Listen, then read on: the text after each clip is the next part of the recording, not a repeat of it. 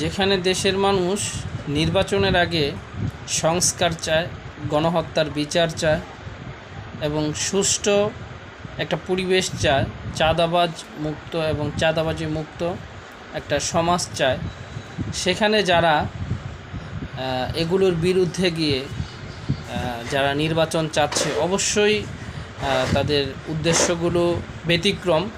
অর্থাৎ এটা বলাই যায় যে তাদের উদ্দেশ্যটা কখনোই জনগণের কল্যাণের জন্য না, বরং তাদের উদ্দেশ্যটা এখানে প্রণোদিত হয় বা প্রকাশ পায় যে এরা চাঁদাবাজি করতে চায়, কেন্দ্র দখল করতে চায়, সমাজে বিশৃঙ্খলা সৃষ্টি করতে চায়, যার কারণে তারা এই প্রয়োজনীয় সংস্কার, গণহত্যার বিচার, মানুষের সুস্থ সমাজ গঠন এবং সুন্দর পরিবেশ এর বাহিরে গিয়েও তারা এখন নির্বাচন চায়।